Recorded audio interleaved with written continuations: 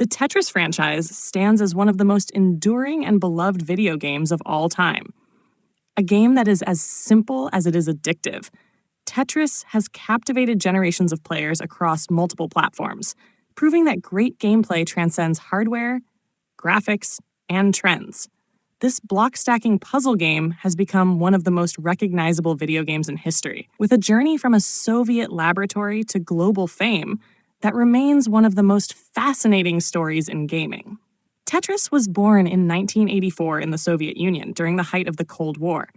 Unlike many of its contemporaries, which emerged from well-funded gaming studios in the United States and Japan, Tetris was created by a single programmer, Alexei Pajitnov, who was working at the Dorodnitsin Computing Center of the Soviet Academy of Sciences in Moscow.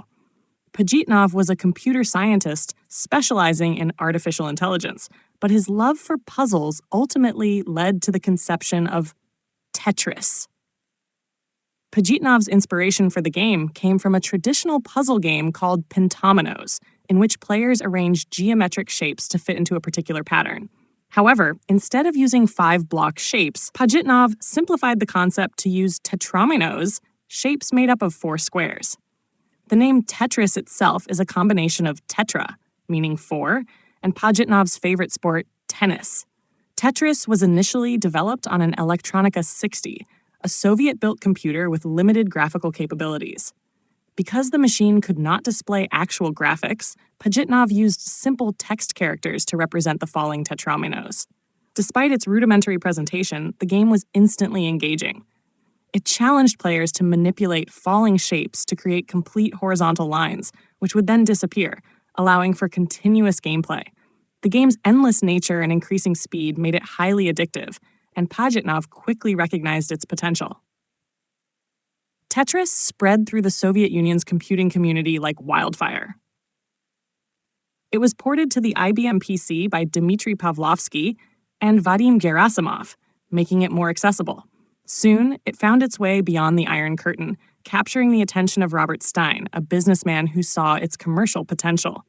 However, due to the complex and unfamiliar nature of Soviet intellectual property laws, acquiring the rights to Tetris became a tangled web of negotiations involving multiple parties who believed they had secured exclusive rights to the game.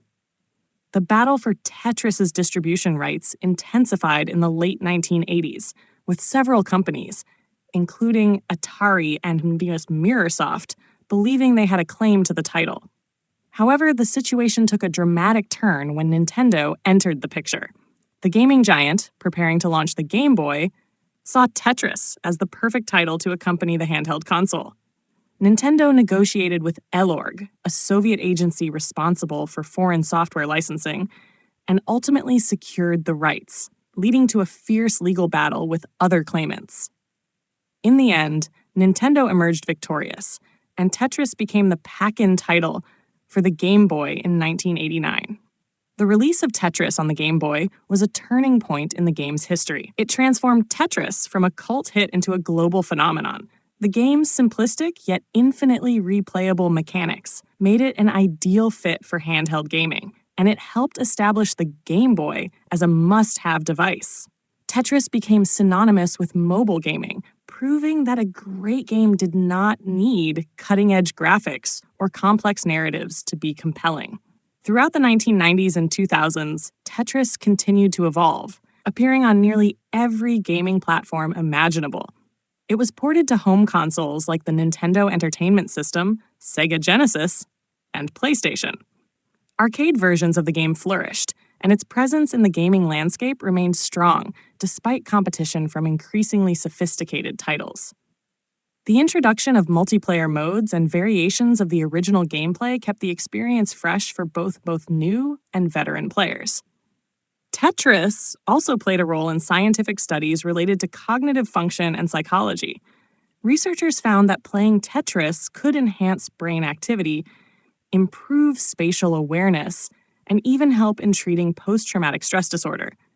The game's engaging yet repetitive nature has been shown to create a cognitive state known as flow, where players become deeply absorbed in the activity, losing track of time. As the gaming industry moved into the digital and mobile era, Tetris found new life on smartphones and online platforms. The rise of digital distribution and app stores allowed the game to reach even wider audiences. Titles like Tetris Blitz and Tetris 99 introduced competitive elements, bringing modern twists to the classic formula. Meanwhile, the game remained a staple in casual gaming, proving its universal appeal. One of the most remarkable aspects of Tetris is its ability to adapt to new technologies while maintaining its core gameplay.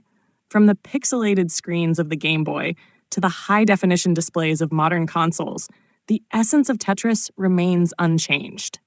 It is a game that does not rely on nostalgia alone. Rather, it continues to engage new generations of players with its timeless mechanics. Today, Tetris stands as one of the best-selling and most recognized video games in history. It has inspired countless clones, spin-offs, and adaptations. Yet no game has managed to replicate the perfect balance of simplicity and depth that Tetris achieves. It remains a shining example of how a well-designed game can transcend its origins and become a cultural touchstone. The story of Tetris is not just one of innovation and success, but also a tale of perseverance and global impact. What began as a small project by a Soviet programmer has become an enduring symbol of gaming excellence, enjoyed by millions across generations.